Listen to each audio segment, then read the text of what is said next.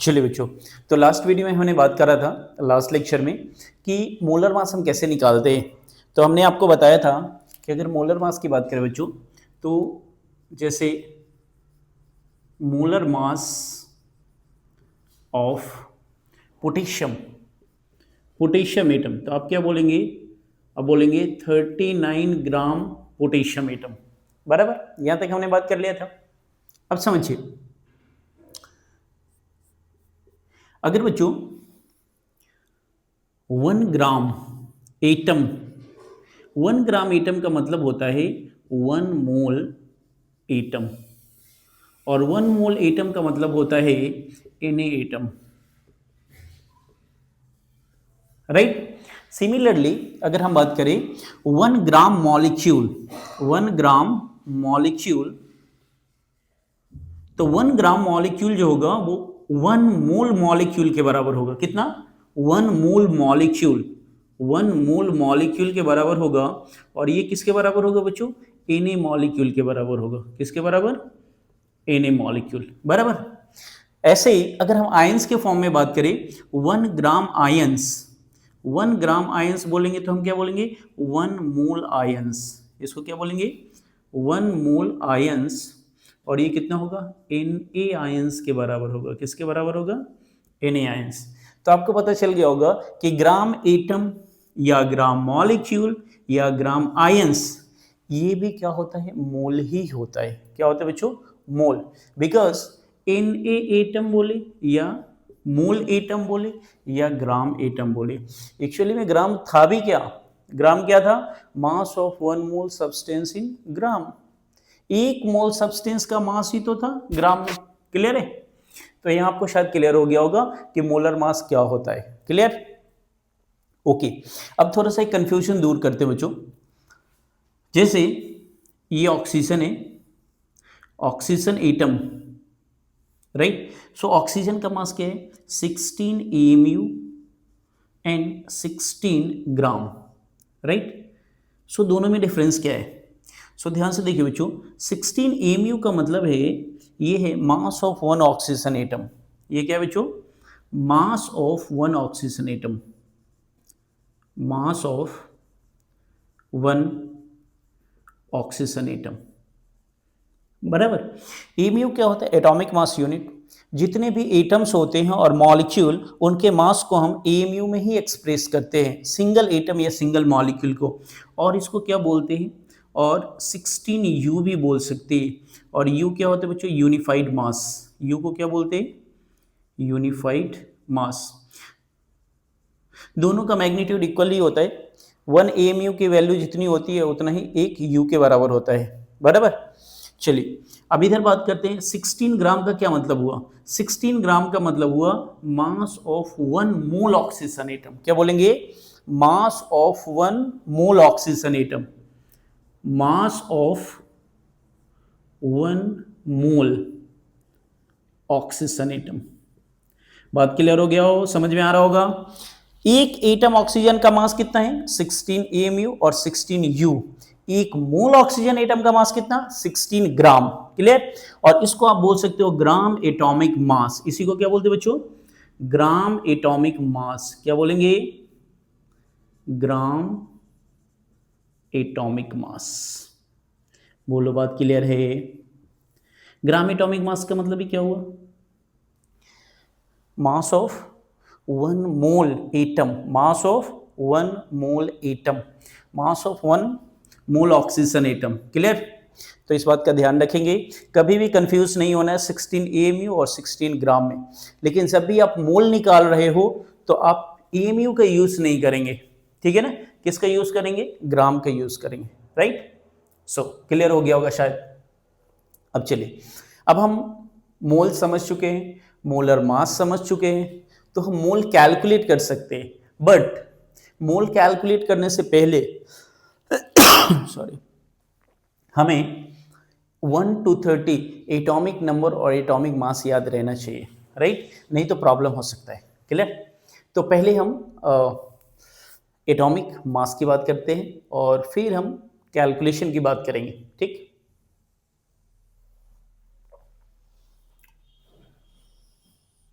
Okay, ठीक है बच्चों।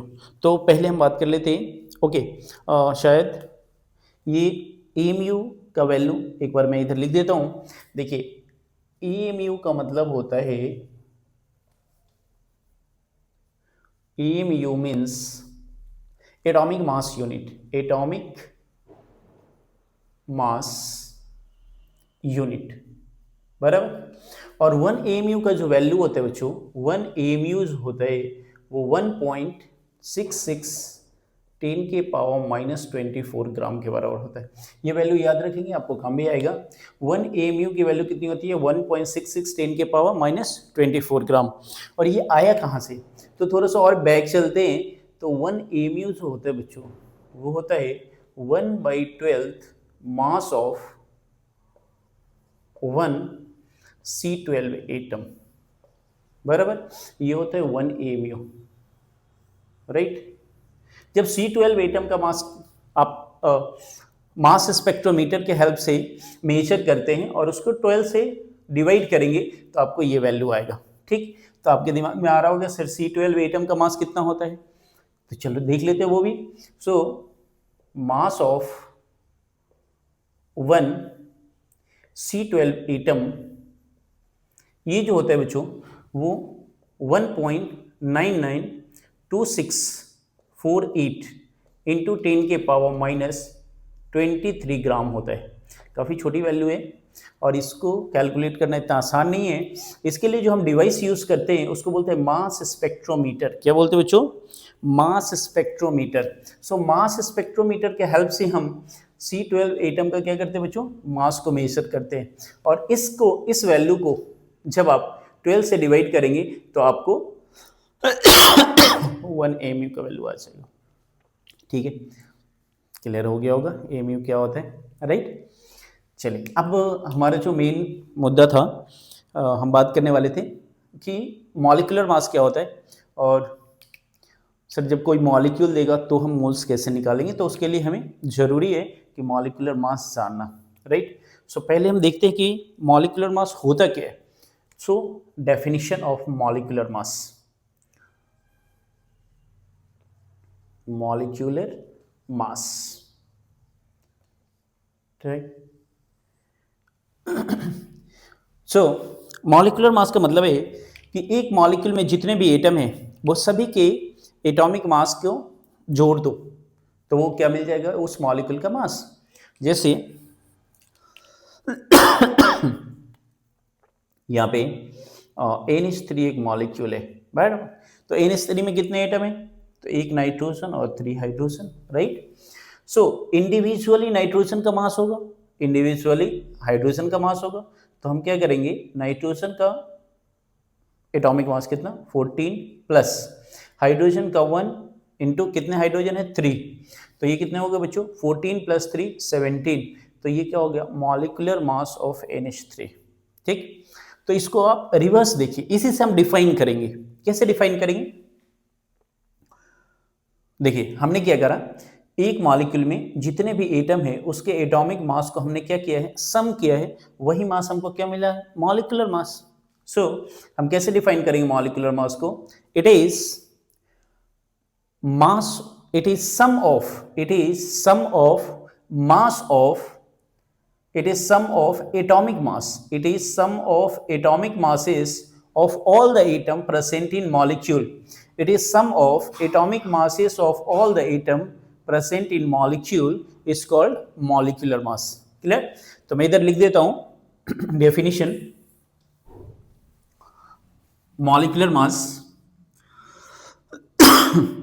it is sum of atomic masses of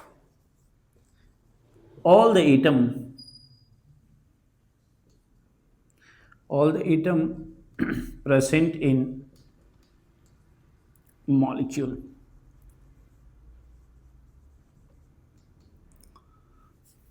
It is sum of atomic masses of all the atom present in molecule is called molecular mass, right।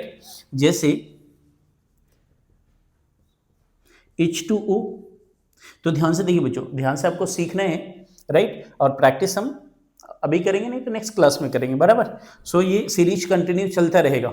आप बस ध्यान से ना serial wise playlist मैंने बनाया है, प्लेलिस्ट में डालते जाएंगे वीडियो नंबर 1 2 3 4 और सीक्वेंस से आप देखेंगे, कुछ भी प्रॉब्लम नहीं आएगा। अगर कुछ प्रॉब्लम भी आएगा तो आपको डिस्क्रिप्शन में मिल जाएगा व्हाट्सएप कम्युनिटी का लिंक, वहाँ पे आप डायरेक्ट मैसेज करिए, पूछिए, कोई भी डाउट हो तुरंत इंस्टेंट क्लियर करेंगे हम। सो H2O एक मॉलिक्यूल है। अब देखिए हमने, हमारा डेफिनेशन क्या है, एक मॉलिक्यूल में जितने भी एटम है वो सभी के मास को हमको क्या करना है, सम करना है। सो हाइड्रोजन का एटॉमिक मास 1 और हाइड्रोजन 2 है तो 2 से मल्टीप्लाई कर देंगे, प्लस ऑक्सीजन का एटॉमिक मास कितना होता है 16, दोनों को ऐड करेंगे तो हमारा क्या मिल गया 18। सो 18 is molecular mass of H2O। वैसे ही अगर मैं H2O2 की बात करूँ बच्चों तो आप बोलेंगे सर 2 हाइड्रोजन है तो 1 × 2 प्लस ऑक्सीजन कितने हैं 2, तो एक ऑक्सीजन का तो मास कितना होता है 16, तो 2 × 16, तो 16 2 × 32, 32 + 2 कितना हो गया 34। क्लियर। वैसे ही अगर CH4 है तो इधर कार्बन है तो कार्बन का एटॉमिक मास कितना होता है 12, प्लस हाइड्रोजन का 1, हाइड्रोजन कितने हैं 4, तो 4 से मल्टीप्लाई कर देंगे। अभी 4 + 12 कितना हो गया 16। क्लियर। अभी आप देख रहे होंगे यहाँ पे हर एटम का मास रिक्वायर्ड है। सो हमें एटम के मास को भी लर्न करना पड़ेगा, राइट। जैसे बड़े बड़े कंपाउंड आ जाएंगे तो वहाँ पे प्रॉब्लम हो सकता है। जैसे H2S की बात कर लेते हैं। सो H2S की बात करें या फिर ग्लूकोज की बात करें या फिर K2O की बात करें, FeSO4 की बात करें, तो जैसे ये आएगा तो Fe आया आयरन, तो आयरन का भी एटॉमिक मास तो आपको याद रहना चाहिए ना। सो मॉलिक्यूलर मास निकालने के लिए हमें एटॉमिक मास लर्न करना पड़ेगा, वो आना ही चाहिए, राइट। अच्छा एक बात और ध्यान देंगे, जितने भी मॉलिक्यूल हैं वो सबके मास को हम AMU में एक्सप्रेस करेंगे। जैसे हम एटम के मास को AMU में करते थे, सो यहाँ पे एक मॉलिक्यूल का मास है तो आप क्या बोलेंगे 18 AMU। क्लियर है। H2O2 का 34 AMU, वैसे CH4 का 16 AMU। अभी ग्राम नहीं बोलेंगे, फिर से वही बात आएगी जो पहले आया था। तो चलिए देखते हैं, एक बार उसको भी क्लियर करते हैं।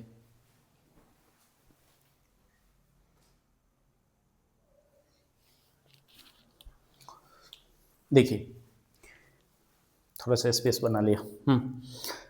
अभी फिर से हमारा वही क्वेश्चन है, जैसे H2O है तो H2O के 2 मास, एक आप बोल सकते हैं 18 AMU और दूसरा 18 ग्राम।